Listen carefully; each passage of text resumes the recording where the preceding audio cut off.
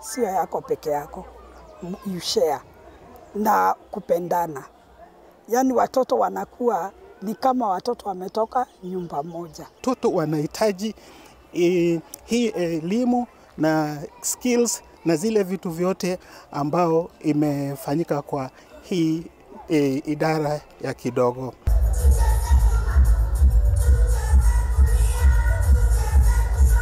They were speaking during the 10-year anniversary celebrations of Kidogo Early Year Organization.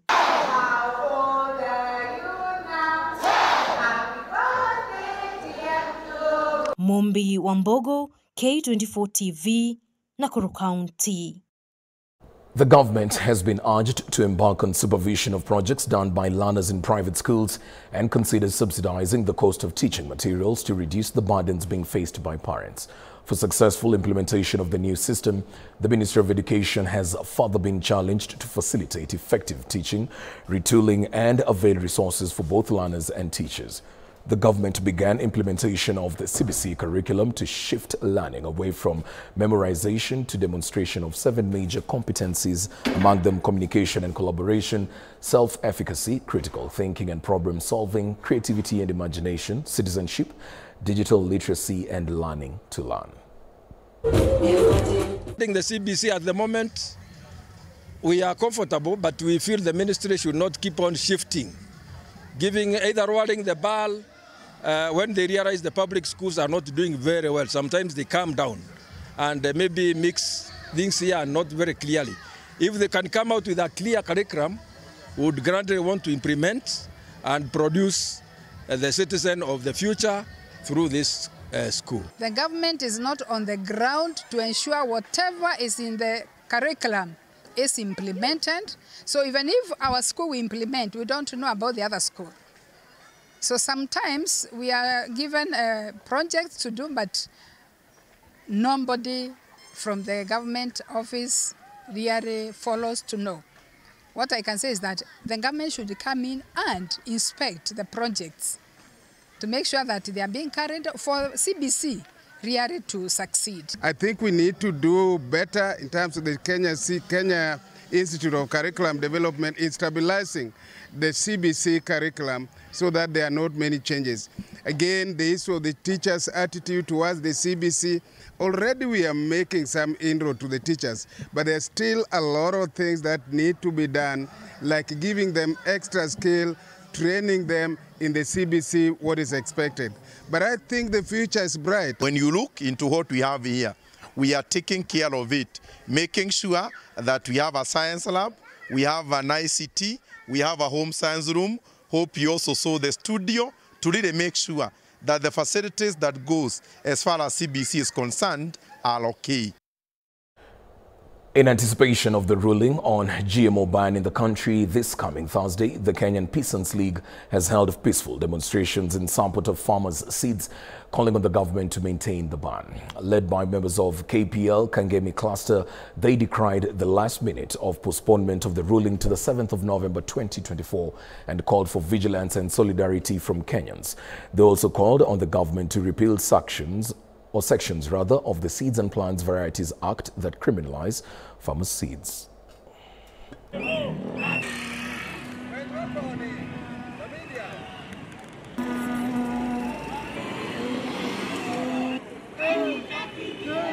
We don't need GMO seeds, and we are calling upon the ruling that is coming on 7th that we need a fair ruling, and we need to have our own seeds as the farmers, being that we know what we want to grow and what we want to eat.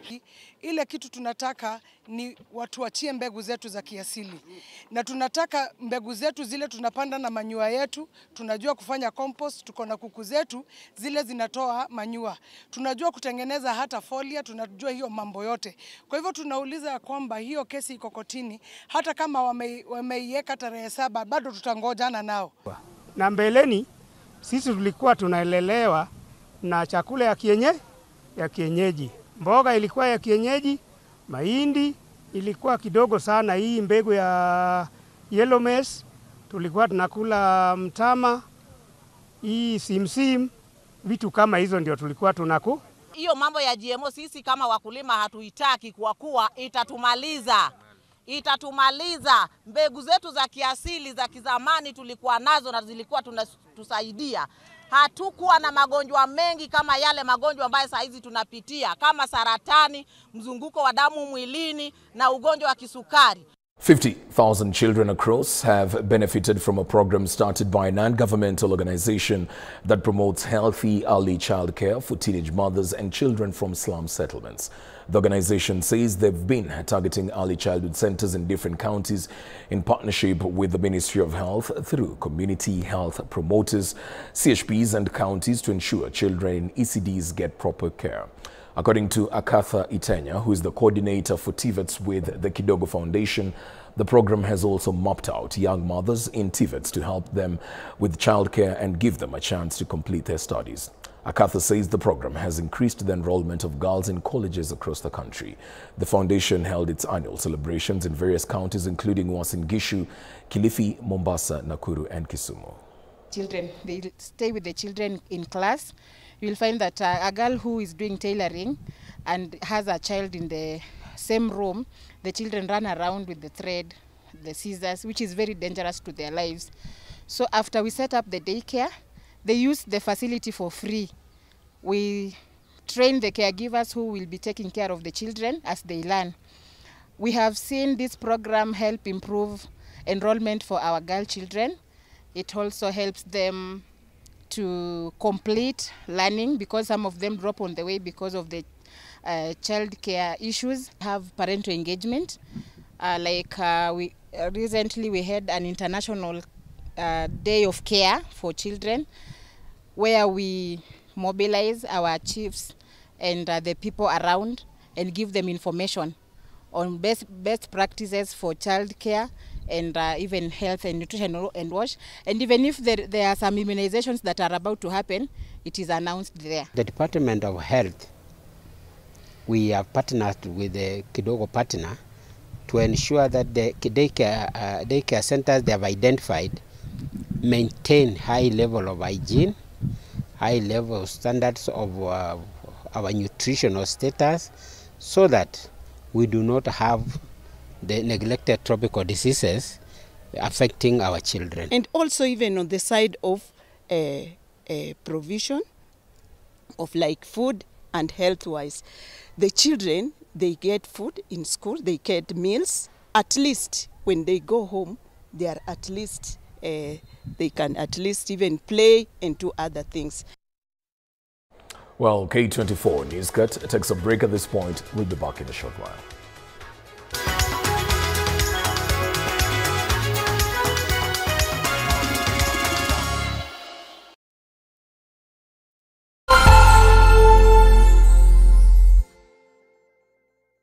I know mkona talents, lakini mkona vibe. It's time to discover East Africa's newest talent. Ni mda wa Kenya kuchachisha. Anguka nayo kati toka, utuonyeshe hizi stunts zako. Africa's biggest talent show, Bongo Star Search, is coming to Kenya. Stand a chance to win amazing prizes and work with the biggest names in entertainment. Majudges, wakiongozwa na Rita, Master J, Salama Jabir, and our very own Sanaipe Itande, watakuwa pale tukicheka na tukilia. Tulieni mpangwe wasee. From majenzi hadi wakoro, students na corporates, jitokeze tujue nani mzii. Tukutane Kenya National Theatre on Friday 29th and Saturday 30th November. Kosa uchekwe brother. BSS Season 15, sasa beyond borders. Si mchezo. Tune in to ST Swahili Channel 160 or 400 every Sunday at 9 p.m. and on Wednesday for an extra highlights show at 8:30 p.m. Star Times. Enjoy digital life. At People Daily, we believe small actions lead to monumental changes. As we commit to a greener future, embrace simple steps, reduce, reuse, and recycle. It's time to go green. Kuwa Green. Switch off unused lights, opt for reusables over disposables, and support eco-friendly products. Each choice, no matter how small, makes a difference. Inspire others with your green journey, and together let's shape a more sustainable tomorrow. Kuwa Green is an initiative of the People Daily. Karibuni! Hii ndio base ya the best local entertainment.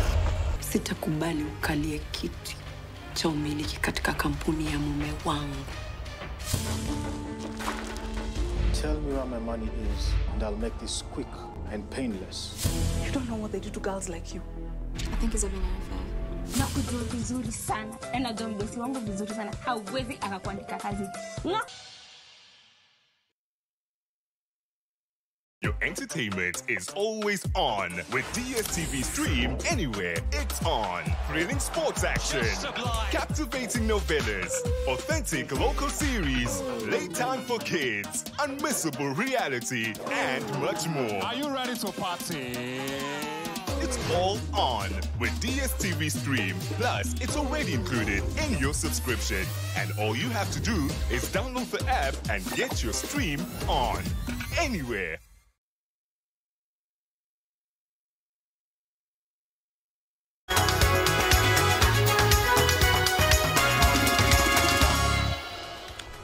Welcome back to K24 News. Let's move on. The government has been urged to reduce taxes, especially those levied on game reserves and other tourist attraction sites, in a bid to attract more visitors to the sites. According to the managing director of Tamarine Hotel, the move will set the country in direct competition with neighboring countries who have their prices lowered in a bid to attract more tourists to their various tourist game reserves.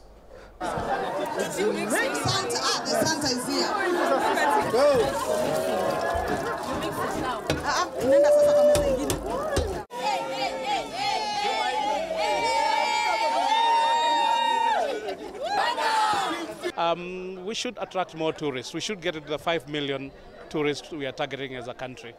Yeah. Which we should do as a country is to lower our taxes, especially to the game drives.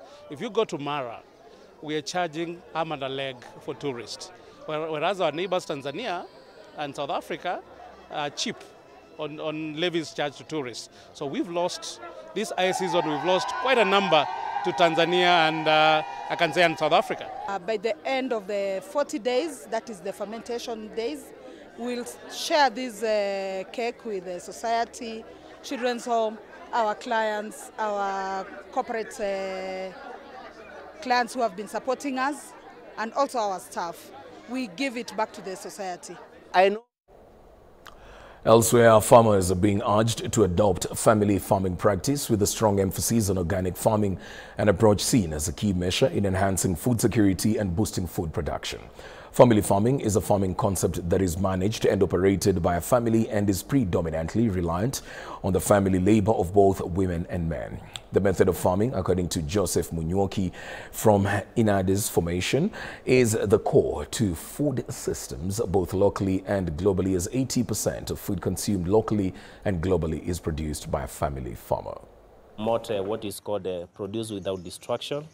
And one of the things that we are encouraging farmers is to ensure that they keep our seeds, because what we are seeing is very soon, if we don't take action, we'll be losing our traditional seeds. In the tables that you'll be seeing around, you'll be seeing some of the displays of the traditional seeds and the local seeds that the farmers, our farmers that we work with, have been able to preserve. In that farming, you'll find we are also doing maize, we are doing beans, we are doing livestock, we are doing agriculture, but this is how we divide the labor.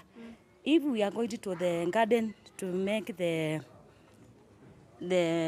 planting of the maize, we go together. Being there, husband being there, children being there. So all of us, we go there, we share that duty. And also sometimes you also find the kids, maybe they are attending the chicken.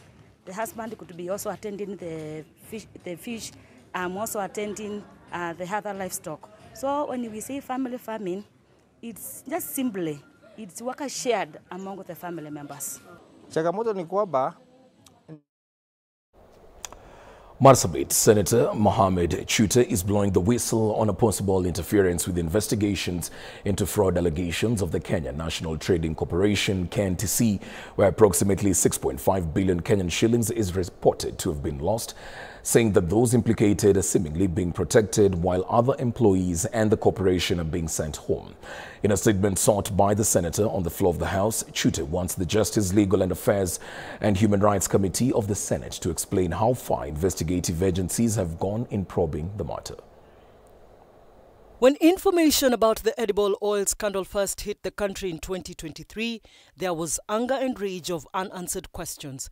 Kenyans called for a thorough probe, demanding that all those involved be brought to book. But now it appears that there is more behind the scenes that may end up making the scandal, like many others in the country, go without answers. Marsabit Senator Mohamed Chute is now asking tough questions, alleging that there is a plan to interfere with the probe and shield the masterminds. I am reliably informed of the ongoing tampering with evidence and process in this investigation.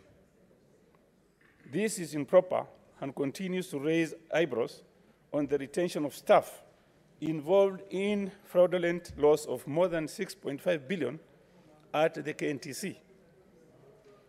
Further to this, there are 2 companies that overcharged KNTC, and upon investigation, it was established that the 2 companies had issued credit notes and are to refund KNTC. In the questions directed to the House's Committee on Justice, Legal Affairs and Human Rights, the Senator wants the committee to give status of the ongoing investigations by the DCI and the EACC at KNTC.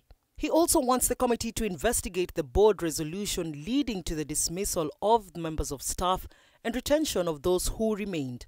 He also wants them to investigate the cash withdrawals done through voters and checks by individuals at the KNTC and the names and identity numbers of the said individuals made public. In the statement, committee should provide a status of ongoing investigation by the Directorate of Criminal Investigation and Ethics and Anti-Corruption Commission at the KNTC. Number 2, investigate the board resolution leading to dismissal of members of staff and retention of those who remained. 3, investigate cash withdrawals done through vouchers and checks by individuals at KNTC, and I request they submit the names and identity numbers of the said individuals. Number 4, furnish the Senate with details of how KNTC board determined the dismissal and retention of the involved members of staff. Further, Senator Chute wants the committee to furnish the Senate with details of how the KNTC board determined the dismissal and the retention of the involved members of staff, investigate why staff members who may have been involved are still in office. These members of staff are 1, Lucia Nangwe, the General Manager Finance, Edward Washira, the Senior Accountant, and Lydia Karue, the Finance Officer. It is fundamentally important that the committee direct the members of staff mentioned above to step aside to allow investigations to be done. Gladys Midecha, K24 TV. Well, that's just about it for K24 Newscut. Thank you for making time for the segment. I'm Alan Owido. Do have yourselves a lovely one.